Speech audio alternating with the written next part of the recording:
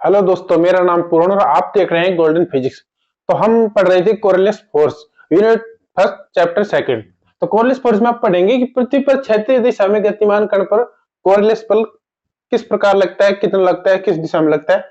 तो हम वो पढ़ने वाले हैं। तो हम सबसे पहले इसमें पृथ्वी बनाते हैं। ये मान लो पृथ्वी है, क्षैतिज का मतलब है कि समतल में। ये पृथ्वी है और ये अपने अक्ष पर घूर्णन गति कर रही है ओमेगा कोणीय वेग से। हमने ये पढ़ा था कि पृथ्वी एक नियत कोणीय वेग ओमेगा से घूर्णन गति करती है और इस घूर्णन गति के कारण इस पे लगता है एक कोरिलेस फोर्स, क्योंकि तंत्र कार्य करते हैं जिसके कारण इस पे लगता है एक आभासी बल जो कि कोरिलेस फोर्स होता है। तो हम ये मान लेते हैं कि ये पृथ्वी है जिस पर कोई कण है, इस पृथ्वी पर कोई कण है, ये पी है, ये इसकी त्रिज्या है आर, ये त्रिज्या है आर। ये पी कण है, ये क्षैतिज पे स्थित है। तो जो पी कण है ये इससे लैम्डा कोण पर है, क्षैतिज से लैम्डा कोण पर कोई बिंदु पी है। तो जो पी बिंदु है तो हम ये मानते हैं कि ये जेड डायरेक्शन है और ये था ओमेगा, ये ओमेगा था तो ये ओमेगा हो गया। और हम ये मान रहे हैं कि जो इसकी पूर्व दिशा है वो निर्देश तंत्र, क्योंकि ये जो निर्देश तंत्र है वो एजेड निर्देश तंत्र है, इसलिए हम इसमें निर्देशांक काम में लेंगे एक्स डैश, वाई डैश और जेड डैश।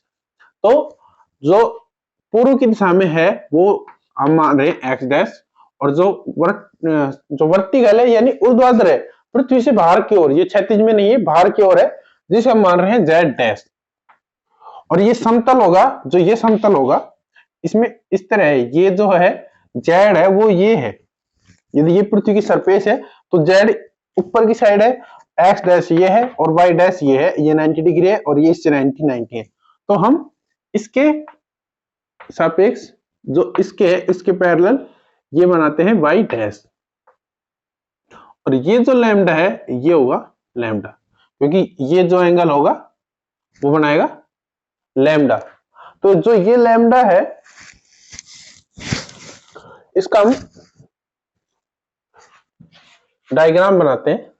तो ये बिंदु ओ है, ये बिंदु ओ डैश है, ये फ्रेम एस डैश हो गया और ये फ्रेम एस हो गया। तो ये इस प्रकार है कि ये तो है इसका अक्ष, और ये अक्ष से कोई बिंदु P, ये बिंदु P, और ये यहां से बना रहा है लैम्डा, और ये जेड डायरेक्शन है, इसकी ये एक्स डायरेक्शन है और ये इसकी वाई डायरेक्शन है, और ये इसका ओमेगा कोणीय है, ओमेगा कोणीय वेग की दिशा है, और जो जिस अक्ष के सापेक्ष था, और ये इसका होगा लैम्डा, तो ये होगा पाई माइनस लैम्डा, क्योंकि ये वर्टिकल है, ये आपस में 90 डिग्री पे है, ये बिंदु O और ये बिंदु P। तो हम देख रहे हैं ये इस प्रकार है। तो हमें निकालना है कि बिंदु P पर जो कोरिलेस फोर्स लगता है वो किस प्रकार लगता है और कितना लगता है। तो चलिए शुरू करते हैं। हम मानते हैं कि जो ओमेगा है वो हम ओमेगा के घटक लिखेंगे, वी डैश घटक लिखेंगे, क्योंकि हमें पता है कि कोरिलेस फोर्स होता है वो होता है -2m omega cross we dash. तो इसका मतलब है हमें फोर्स निकालने के लिए क्या चाहिए, हमें चाहिए ओमेगा और वी डैश। तो ओमेगा और वी डैश की वैल्यू इस चित्र से हम निकाल रहे हैं। तो देखिए ओमेगा बराबर होगा, इसके ऊपर आप थ्योरी लिखना चाहिए तो लिख सकते हैं, पृथ्वी अपने अक्ष से ओमेगा कोणीय वेग से घूर्णन गति कर रही है, जिसके क्षैतिज पर एक बिंदु P स्थित है, जिसके क्षैतिज पर एक बिंदु P स्थित है, जो कि अक्षांश से लैम्डा कोण पर स्थित है, तथा इससे संबंधित एस डैश निर्देश तंत्र, जिसके निर्देशांक एस डैश, वाई डैश और जेड डैश हैं। तो ओमेगा, तो इसका ओमेगा क्या होगा, ओमेगा होगा, ओमेगा लग रहा है वाई डैश और जेड डैश के साथ, तो ओमेगा का वाई डैश घटक और प्लस ओमेगा का जेड डैश घटक। ओमेगा का एक्स डैश घटक नहीं होगा, ये इसके साथ एंगल बना रहा है, तो ओमेगा का ये होगा ओमेगा। ओमेगा का वाई डैश घटक क्या होगा, ये वाई डैश घटक है, तो ये Y omega omega sine lambda, क्योंकि लैम्डा कौन बना रहा है, प्लस दूसरा ओमेगा का जेड घटक, तो ओमेगा के साथ ये पाई माइनस थीटा बना रहा है, यानी इसके साथ ये साइन थीटा है तो इसके साथ ये कोस थीटा होगा, जिसके साथ एंगल होता है वो साइन थीटा, और जिसके साथ एंगल नहीं होता है वो कोस थीटा। ये बी है, ये एक्स है, ये वाई है, इसके साथ थीटा बना रहा है, तो इसका मतलब ये बी कोस थीटा है और ये बी साइन थीटा है, तो इसका मतलब ये गलत लिखा गया है थोड़ा सा, तो ये होगा ओमेगा कोस लैम्डा। डायरेक्शन होगी एक्स डैश की डायरेक्शन आई डैश, फिर आप ये लिख लीजिए कि X dash Y dash Z dash के एकांक सदिश आई डैश जे डैश और के डैश है, तो ये आई और ये के डैश और ये जे डैश, तो omega cos lambda J dash plus omega sine lambda omega sine lambda K dash, ये होगी समीकरण नंबर 1। अब हम ये मान रहे हैं कि कण P है जो इस क्षैतिज में स्थित है, और इस क्षैतिज के कारण इस क्षैतिज में स्थित है, और क्षैतिज में किस वेग से होगा, v वेग से चल रहा होगा, यानी s डैश से तो v डैश वेग से चल रहा होगा, और किस किस दिशा में चलेगा, क्षैतिज कौन सी दिशा है, क्षैतिज कौन सा प्लेन है, x डैश y डैश, ये क्षैतिज है, और जो z डैश ये है वर्टिकल, ये इस प्रकार है, तो ये z तो बाहर की तरफ है ऐसे, और ये है प्लेन y और x, तो इस प्लेन में कोई भी वेग होगा उसके घटक होंगे कि vx i cap plus vy j cap, तो हम इसे लिख सकते हैं, यदि यहां पे लिखिए यदि कण P v डैश वेग से क्षैतिज दिशा में गति कर रहा है, तो यदि कण P v वेग से क्षैतिज v डैश वेग से क्षैतिज दिशा में गति कर रहा है, तो वेग के घटक तो लिखिए वेग के घटक होंगे v डैश बराबर v x dash i cap i dash cap और v y dash j dash cap, तो ये हो गया। अब हमें निकालना है कोरिलेस बल, तो कोरिलेस बल के लिए हम क्या करेंगे,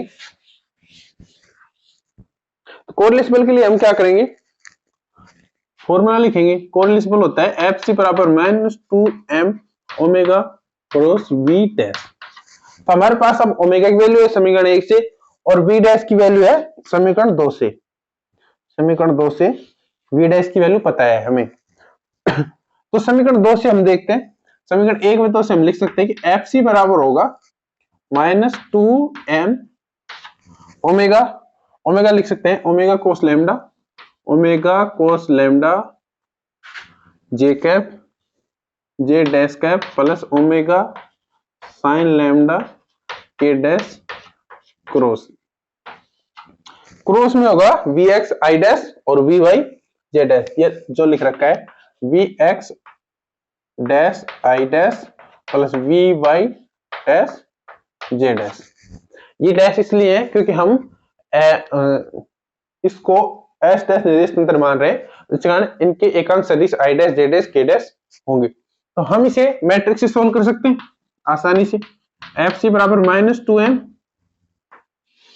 इसकी मैट्रिक्स होगी omega cos lambda I dash J dash और के डैश, ओमेगा के घटक और वेग के घटक लिखेंगे, तो ओमेगा के घटक है जे डैश, तो आई डैश इसमें 0 है, जे डैश है ओमेगा कोस लैम्डा और ये है ओमेगा साइन लैम्डा, और जो वो है वो होगा वी एक्स डैश और y का होगा वी वाई डैश और ये है 0।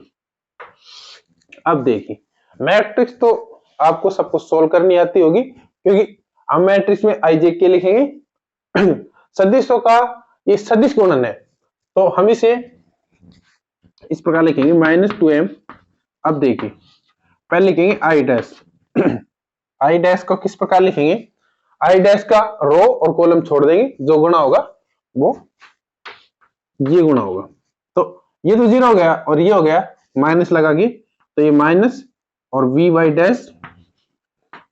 Dash omega sine lambda minus J cap, minus J के में लिखेंगे तो ये छोड़ देंगे रो और ये कॉलम छोड़ देते हैं, इसके बाद गुणा करेंगे ये 0 माइनस ये, तो ये माइनस और ये माइनस और ये माइनस प्लस, ये प्लस और V X dash omega sine lambda.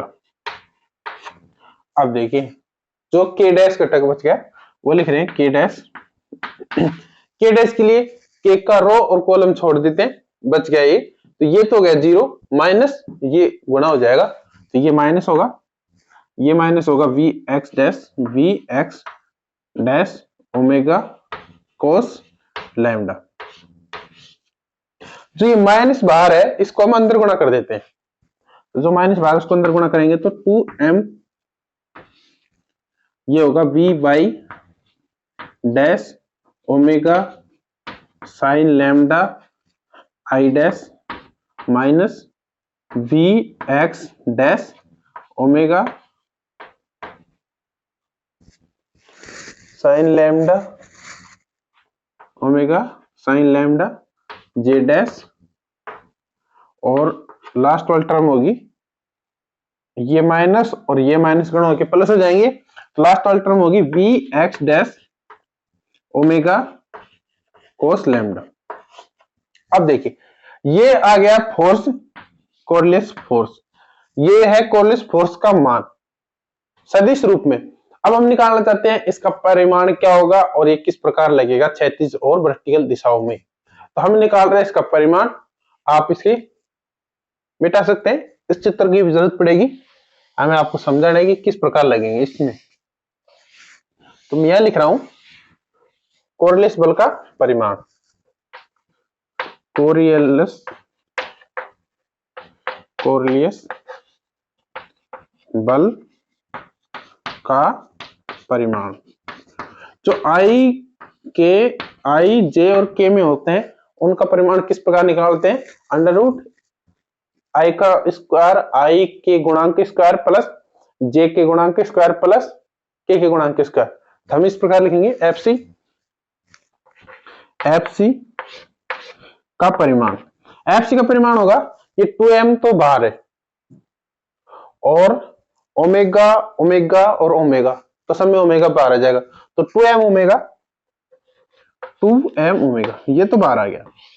अब देखिए ये का स्क्वायर प्लस इसका स्क्वायर प्लस इसका स्क्वायर, तो ये होगा V Y dash sine lambda, V Y dash का square sine square lambda plus दूसरी टर्म होगी वी एक्स डैश का square sine square lambda plus तीसरी टर्म होगी वी एक्स डैश का स्क्वायर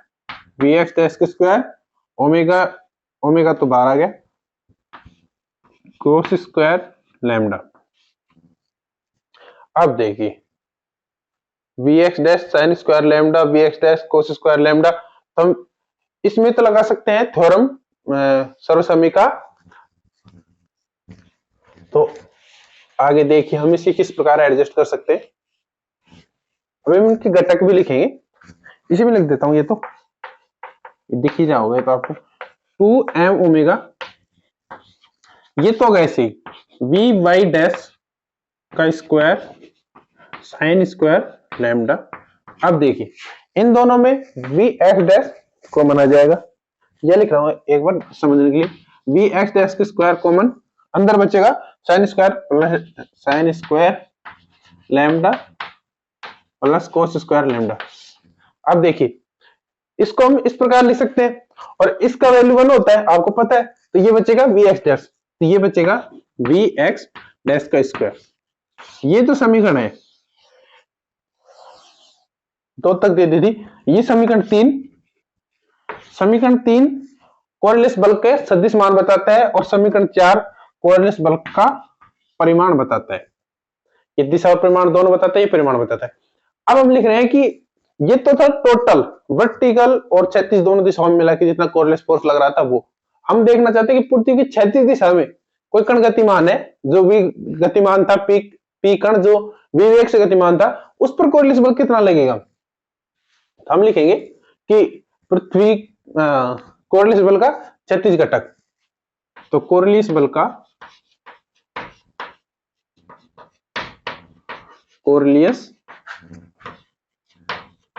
का क्षैतिज घटक।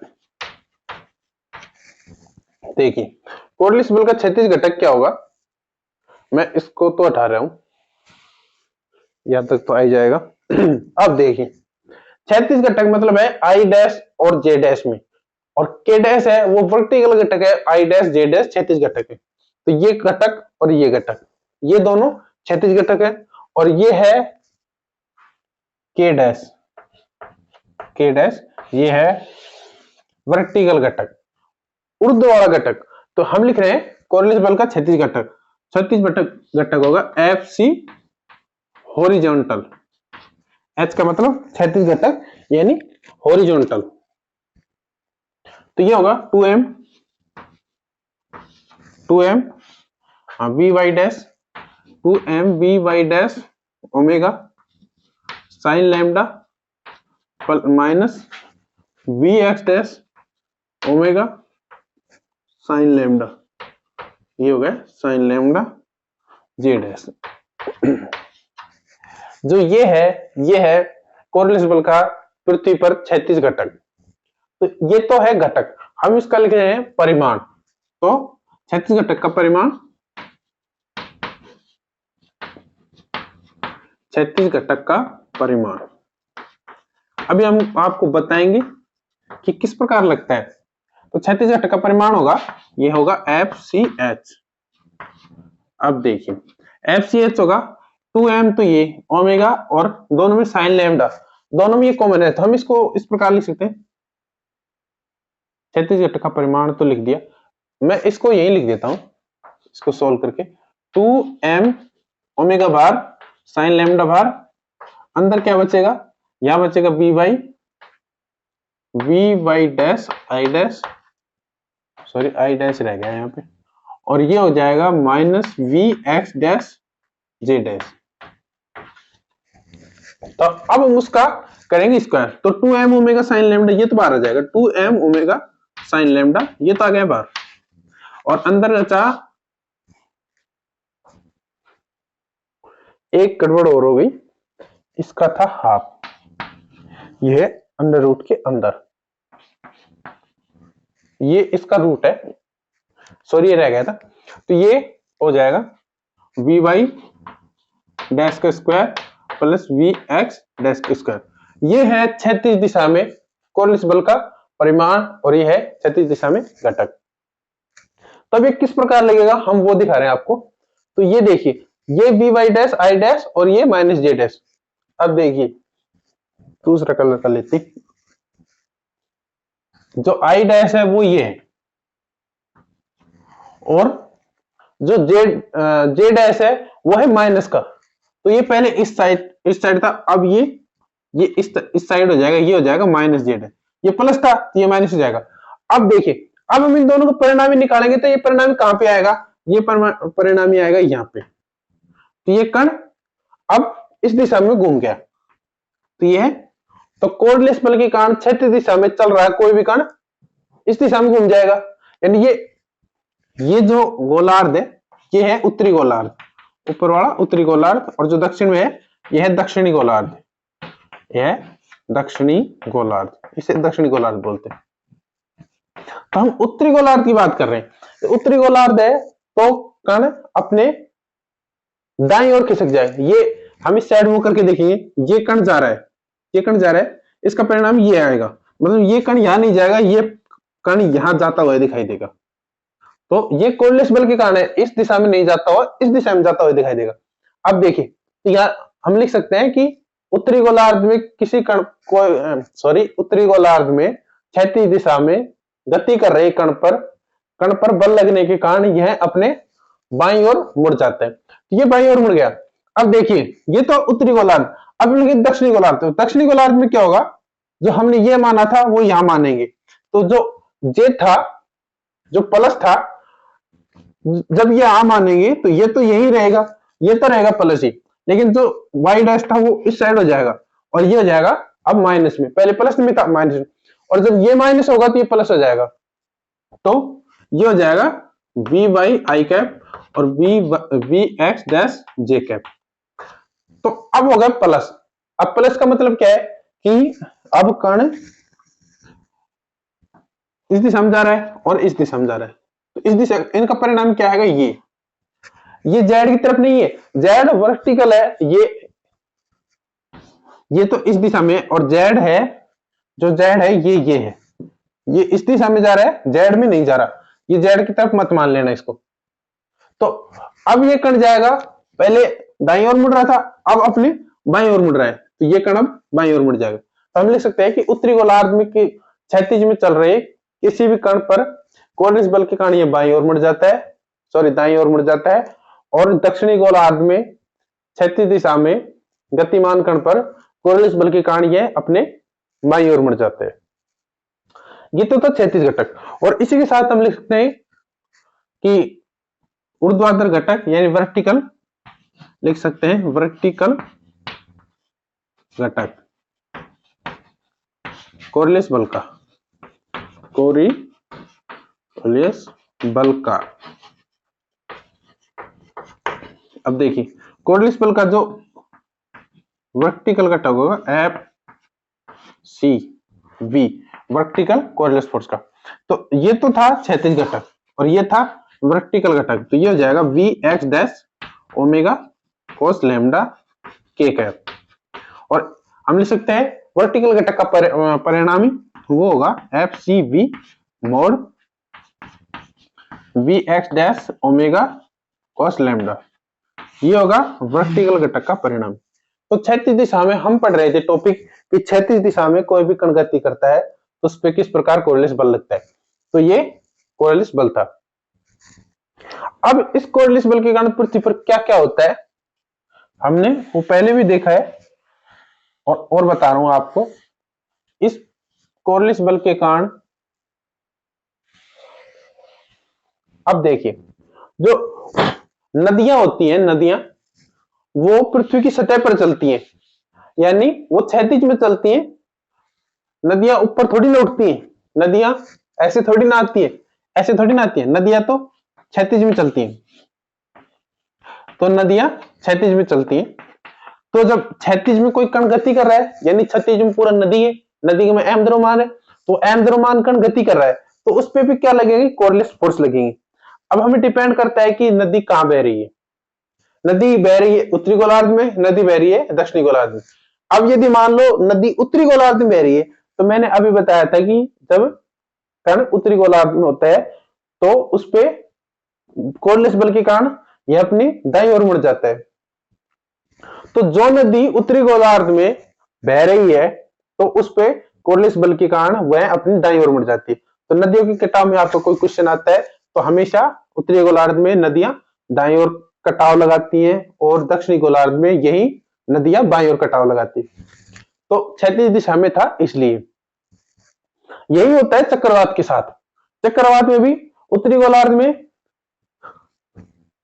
तो पृथ्वी पर यह था नदियों का कटाव। इसमें नीचे टॉपिक भी डालिए नदियों का कटाव, तो इसमें लिख लीजिए यदि हम लिख सकते हैं पृथ्वी पर नदियां क्षैतिज तल में बहती हैं, जिसके कारण उस पर एक कोरियलिस बल काम करता है, जिसके कारण यदि कोई विवेक से गतिशील होगा उसी पे तो कोरियलिस बल लगता है, इस तरह से कोरियलिस बल नहीं लगता, ये मैंने आपको पहले बताया था। तो जिसके कारण उस पर एक कोरियलिस बल काम करता है, जिसके कारण उत्तरी गोलार्ध में यह नदियां अपने दाईं ओर मुड़ जाती हैं, जिसके कारण उत्तरी गोलार्ध में ये नदियां अपनी दाईं ओर मुड़ती हैं, दाईं ओर कटाव लगाती हैं, तथा दक्षिणी गोलार्ध में ये नदियां बाईं ओर कटाव लगाती है। यह टॉपिक डाल लीजिए, नदियों का कटाव, उसमें लिखना है नदियों का कटाव, नदियों का कटाव। ये तो था क्षैतिज दिशा में। अब हम कल पढ़ेंगे कि जब कण को ऊपर से गिराया जाता है वह अपनी दिशा से कोर्डिनेट्स बल के कारण खिसक जाता है, अपनी एग्जैक्ट लोकेशन पे नहीं गिरता, वो आगे पीछे गिरता है। तो कितना आगे पीछे गिरता है, कहां गिरता है, किस दिशा में गिरता है, ऊपर से फेंकेंगे तो क्या गिरता है, नीचे की साइड से यानी दक्षिण गोलार्ध में गिरेंगे तो वो कहां जाके गिरेगा, ये पढ़ेंगे हम कल के लेक्चर में। और बीएससी फर्स्ट ईयर की क्लास चल रही है तो सपोर्ट कीजिए और सभी को जोड़िए, बीएससी फर्स्ट ईयर वालों के पास शेयर कीजिए। आपको कोई टॉपिक में प्रॉब्लम आ रही है तो आप हमें मैसेज कर सकते हैं, टेलीग्राम पे जाके, टेलीग्राम लिंक है उसमें जाके मैसेज कर सकते हैं। और धन्यवाद।